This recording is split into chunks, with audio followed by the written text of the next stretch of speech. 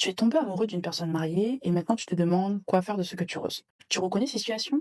Au début, c'était simplement une relation normale, des conversations, une complicité, peut-être un service en commun, peut-être des moments de prière, peut-être quelqu'un qui t'écoutait vraiment, quelqu'un qui croyait en toi, qui t'encourageait, qui te comprenait. Et puis un jour, tu as réalisé, tu attends ses messages, tu recherches sa présence, tu penses à cette personne plus souvent que tu ne le voudrais. Et cette personne est mariée.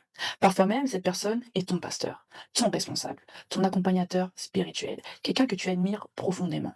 Et cette prise de conscience te bouleverse, parce que ce n'est pas censé arriver. Alors arrive la honte, la confusion, la peur. Tomber amoureux d'une personne mariée n'arrive généralement pas du jour au lendemain. Souvent, il y a eu une proximité progressive, une confiance, une complicité qui s'est installée. Et plus cette connexion grandit, plus il devient difficile de prendre du recul. Ce n'est pas toujours uniquement de l'amour. Parfois, c'est un attachement émotionnel profond. Nos premières relations affectives influencent souvent notre manière de nous attacher aux autres. Et lorsqu'une personne répond à des besoins profonds sans même le vouloir, cet attachement peut être interprété comme un sentiment amoureux. Ce n'est pas forcément volontaire, ce n'est pas forcément recherché, c'est humain et c'est plus fréquent qu'on ne le pense. Parfois, tu n'es pas amoureux uniquement de la personne, tu es amoureux de ce qu'elle vient réparer en toi, de l'écoute qu'elle t'apporte, de la sécurité qu'elle te procure, de la reconnaissance que tu ressens auprès d'elle. Et c'est là que le piège commence. Parce que ce qui te piège n'est pas toujours l'amour, c'est parfois le manque que cette personne vient combler. Et lorsque ce manque n'est pas identifié, l'attachement grandit, les fantasmes grandissent, l'espoir grandit, et ce qui semblait anodin prend de plus en plus de place dans ton cœur. Garde ton cœur plus que toute autre chose, car de lui viennent les sources de la vie.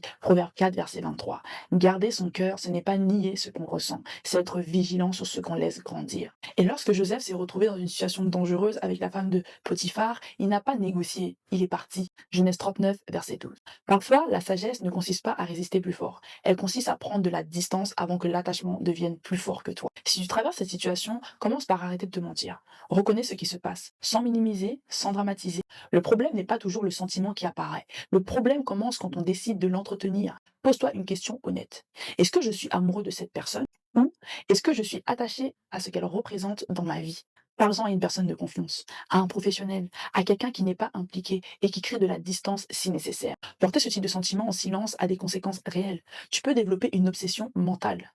Penser constamment à cette personne, analyser chaque échange, attendre chaque signe d'attention. Tu peux vivre avec une culpabilité permanente, avec la peur d'être découvert, avec un conflit intérieur entre tes émotions, ta foi et tes valeurs. Tu n'as peut-être pas choisi ce que tu ressens, mais tu peux choisir ce que tu nourris. Parce qu'un sentiment peut apparaître sans prévenir, mais lorsqu'il est entretenu, il peut finir par détruire ce que tu cherches justement à protéger. Ton cœur mérite mieux qu'une histoire impossible. Si tu traverses une situation affective compliquée, que tu te sens partagé entre tes émotions, ta foi et tes valeurs, ou que tu développes un attachement qui prend trop de place dans ta vie, je propose des consultations thérapeutiques en ligne. Ne l'oublie jamais, ta vulnérabilité n'est pas une faiblesse. Ce que tu vis, ce que tu ressens, mérite